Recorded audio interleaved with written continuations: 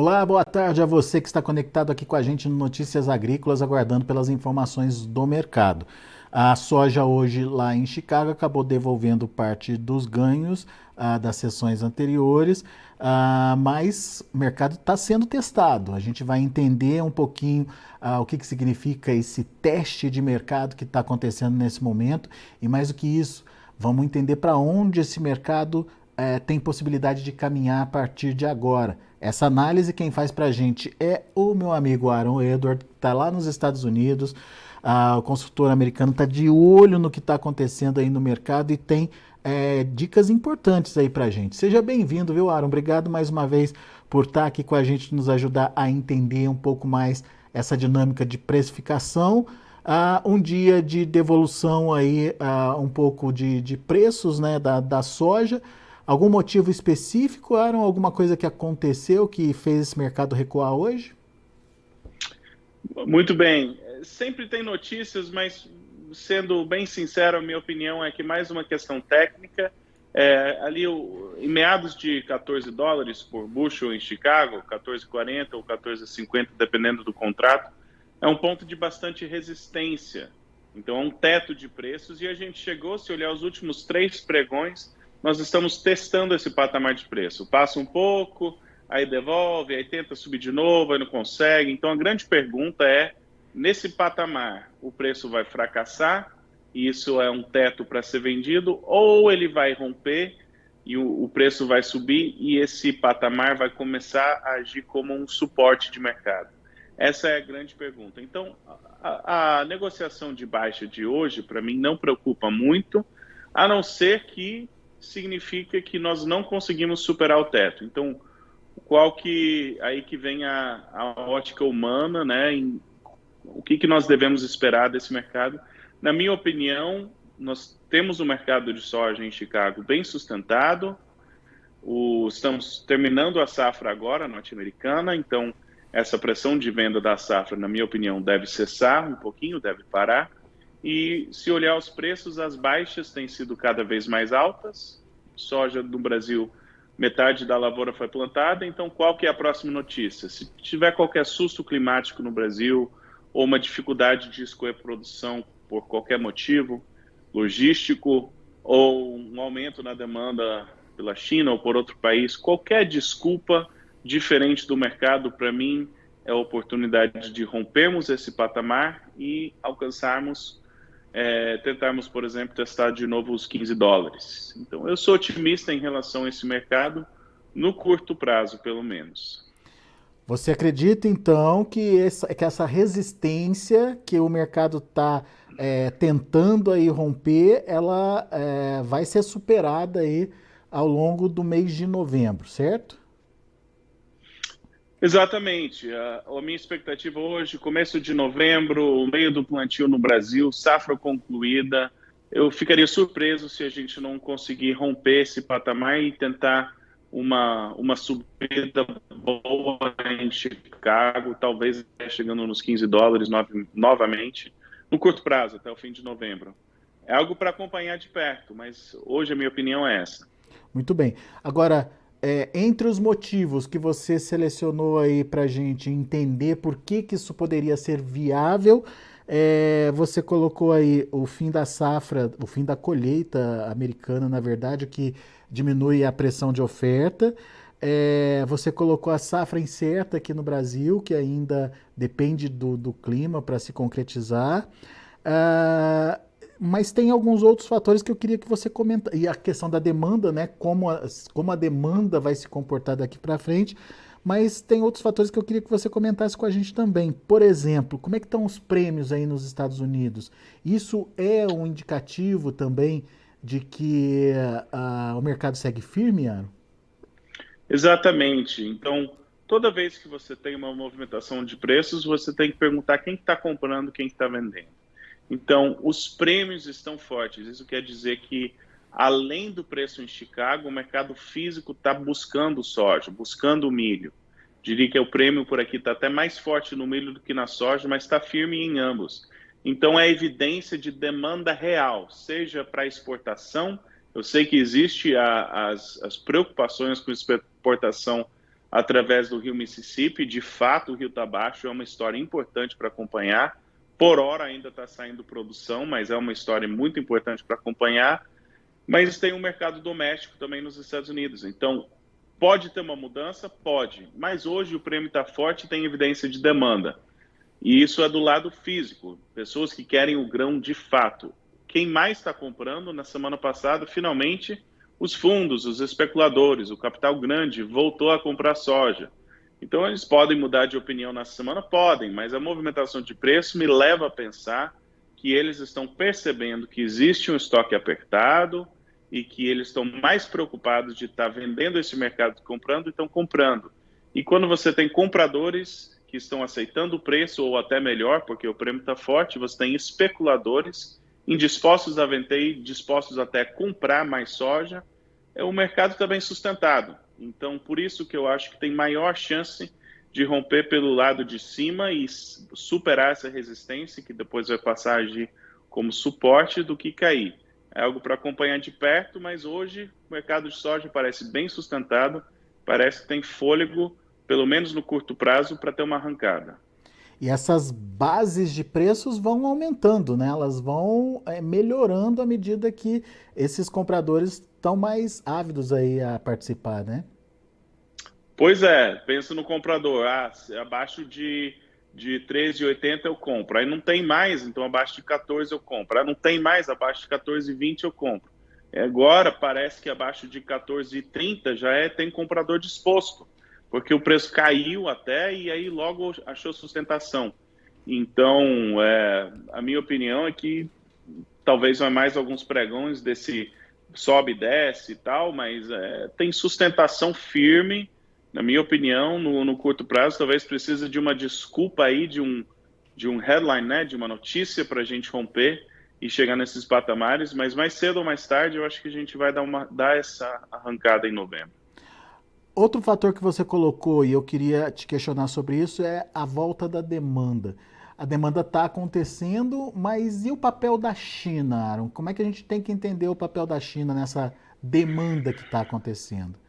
Até agora a gente não viu nenhuma agressividade nas compras, né? Não, a demanda por soja norte-americana, as exportações norte-americanas, elas estão atrasadas. E o grande motivo desse atraso é por a política de câmbio que a Argentina teve. A Argentina exportou muita soja em setembro. A pergunta é se essa demanda foi destruída do ponto de vista dos Estados Unidos e não vão ser exportações que os Estados Unidos faz, ou se vai ter essas exportações, mas vão vir em novembro, dezembro, porque ainda precisa da soja, só encaixou a soja argentina no começo da fila, mas ainda tem a demanda.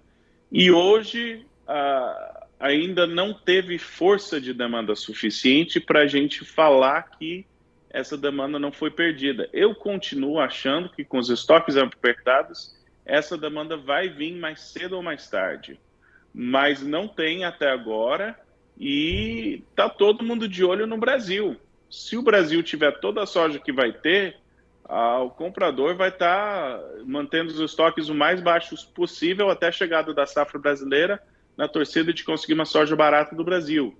Mas se tiver qualquer susto que ameaça, os estoques mundiais estão muito apertados e o comprador pode ficar nervoso e antecipar essa demanda e ter fortes exportações. Então, é uma incógnita. As exportações dos Estados Unidos nos próximos 6 a 8 semanas são um número muito importante, porque vai começar a indicar se o mundo está começando a ficar saciado de soja e o preço está alto, ou se realmente vai estar apertado e vai precisar dessa soja, custe o que custar. Pois é. Agora, então, essa oscilação de preço... Pode falar. Não, pode complementar, desculpe. Essa oscilação de preço é normal para um mercado que está chegando próximo ao fim do bull market, né, desse mercado altista. Em algum momento o mundo fica mais saciado e os preços começam a cair, aí pode cair até rápido. Já a gente fala disso, mas antes disso eu queria entender o que você tem ouvido, se realmente a China tá com estoque baixo por lá. O que a gente tem ouvido é que estoque de grão e farelo tá baixo.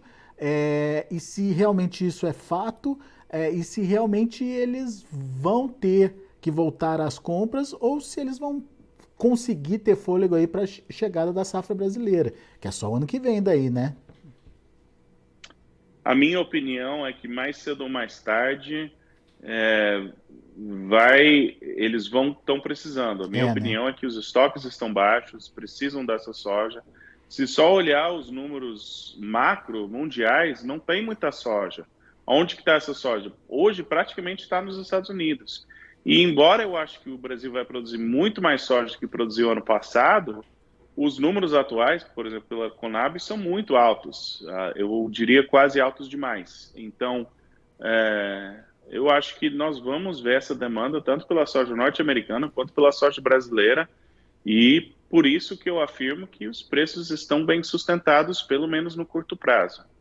Pois é, e daí você joga aí uma luzinha para a gente pensar que estão sustentados pelo menos no curto prazo, você fez questão de frisar isso, mas você disse anteriormente que é um movimento de oscilação muito característico de quando o mercado está chegando ao fim de um movimento, nesse caso um movimento de alta. O que significa isso na prática? Quando a gente tiver aí uma tranquilidade, uma regulação entre oferta e demanda, o cenário é outro, Aaron? Exatamente. Então a diferença, esse já é o terceiro ano de Laninha, já é o terceiro ano de mercados altistas, mercados operando em alta. Se você olhar o preço, por exemplo, na baixa da safra, é o terceiro ano que essa baixa é mais alta e a primavera consequente, né, também vem mais alto. Então é uma ascensão de preços, é um nível de preços altos, já é o terceiro ano. Mas nada dura para sempre, e os preços altos também não duram para sempre. A grande diferença, na minha opinião, desse terceiro ano para os 2 anos anteriores é que os governos estão tentando combater a inflação e grande motivo de inflação é a inflação de alimentos, então eles estão com políticas econômicas que eles querem derrubar os preços das commodities, querem derrubar os preços dos alimentos. E assim que acontecer, que o quadro fundamentalista está saciado, esse capital às vezes até passa do ponto e o mercado autista termina, né? A gente passa a entrar num ciclo de baixa que pode até ser um ciclo mais prolongado. Então, precisamos de 2 safras boas, a safra boa no Brasil, depois safra boa nos Estados Unidos, antes de podermos afirmar que os estoques estão mais adequados a nível mundial. Mas em algum momento, se tivermos a safra cheia no Brasil, safra cheia nos Estados Unidos, em algum momento, a minha opinião é que esses preços eles vão cair e vai ser difícil voltar por um período de tempo. Agora, está dependendo de 2 safras boas. Então, quando nós vamos ter essas safras é a próxima questão, e tenho certezas rodeando isso, mas é um ano, para mim, é um momento para o produtor ter um plano comercial, tá vendo as oportunidades estratégicas dele, tá tomando cuidado com os compromissos de longo prazo, com as finanças. É vital isso nesse ano, para você acertar quando você precisa, para você movimentar os seus grãos, fazer os compromissos financeiros que fazem sentido. E para mim é um diferencial enorme na fazenda de cada um, acertar esses momentos do mercado. E esses momentos são os momentos em que o mercado te dá oportunidade de negócios com movimentos de alta. Uhum, exatamente. E isso pode acontecer ainda por um prazo longo ou essa mudança de cenário ela tende a acontecer rapidamente, Aaron? Sempre, todo ano, o produtor tem que vender a produção, né? Então ele vai ter que acertar os melhores momentos que aquele ano oferece. Eu sou otimista que daqui para o fim do ano nós vamos ter boas oportunidades de venda e eu acho que os preços vão estar razoavelmente bem sustentados até que a gente tem mais certeza da safra norte-americana, dependendo da safra brasileira, obviamente. Então nós ainda temos, na minha opinião, 6 a 9 meses de preços muito provavelmente bem sustentados. mas assim que a gente começar a tranquilizar esses estoques a nível mundial, esse quadro começa a mudar e tem que ter cuidado, né? Tem que prestar muita atenção para essas mudanças. Pois é, e portanto fazer o planejamento da sua comercialização, entender os possíveis cenários, isso é fundamental. E o Aaron está com um curso nesse sentido, certo, Aaron? Exatamente, exatamente. Fala mais do curso para a gente, quando que acontece? Eu sou suspeito, mas para mim são as 2 horas mais bem investidas para a sua fazenda.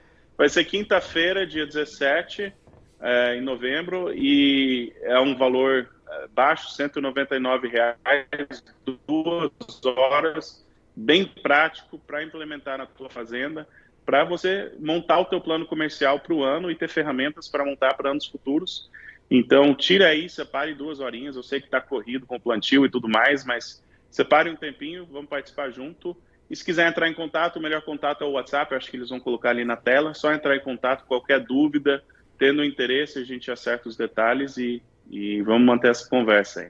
Só para a gente entender, Aaron, o conteúdo do curso, você traz ferramentas, dicas, o que você apresenta aí para o produtor?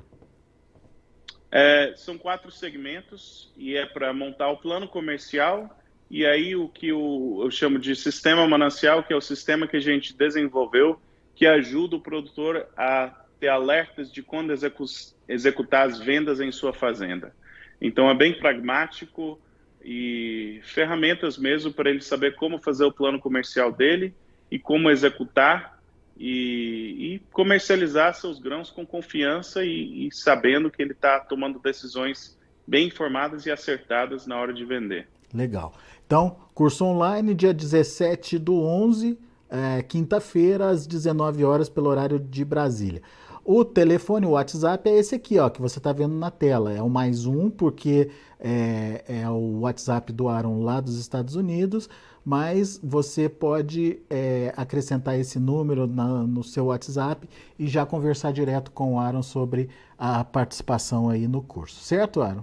Exatamente, exatamente. E ao vivo, eu que estou palestrando, mas é online sim. Muito bom.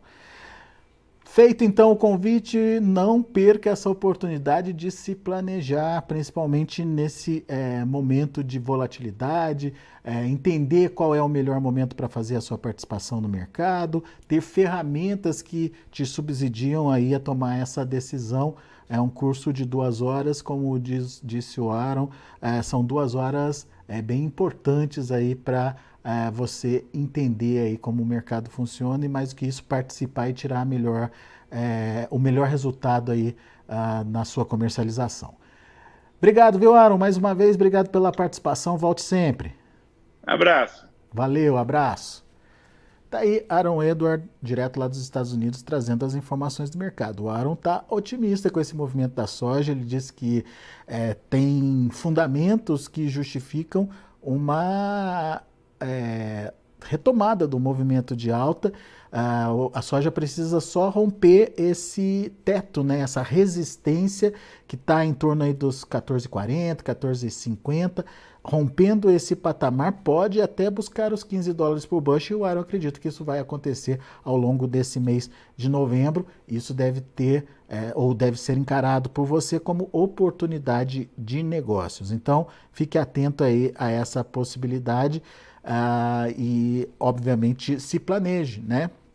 Entenda aí o que pode ser feito nesses momentos de retomada do movimento de alta.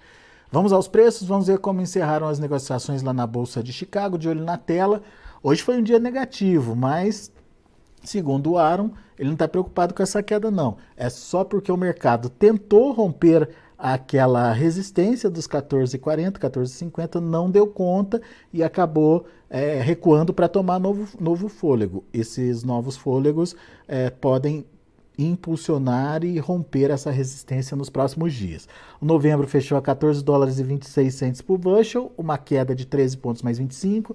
O janeiro, $14,37 por bushel, perdendo 17 pontos. O março, $14,44 por bushel, perdendo 17,5. E o maio, $14,51 por bushel, queda de 17 pontos mais 75. Esses são os números da soja. Para o milho, um dia negativo também. Em dezembro fechou com 8 pontos mais 25 de queda a 6 dólares e 79 centes por bushel. O março fechou a 6 dólares e 84 centes por bushel, perdeu 8 pontos. O maio 6,84, perdeu 7 pontos mais 75. E o julho 6,79, uma queda de 7 pontos mais 25. Esses são os números do milho. A gente tem também o trigo. Dezembro, 8 dólares e 40 centes por bushel, 5,5 de queda. O março, 8 dólares e 59 centes por bushel, queda de 5 pontos mais 25. O maio, 8 dólares e 69 centes por bushel, perdeu 3 pontos mais 75. E o julho, 8 dólares e 71 centes por bushel, uma queda de 2 pontos mais 75. São os números de hoje do mercado de grãos lá na Bolsa de Chicago. A gente fica por aqui. Agradeço muito a sua atenção e a sua audiência. Se inscreva em nossas mídias sociais, no Facebook Notícias Agrícolas, no Instagram @Notícias Agrícolas e no nosso Twitter @Notiagre. E para não perder nenhum vídeo, não se esqueça de nos acompanhar no YouTube e na Twitch, Notícias Agrícolas Oficial.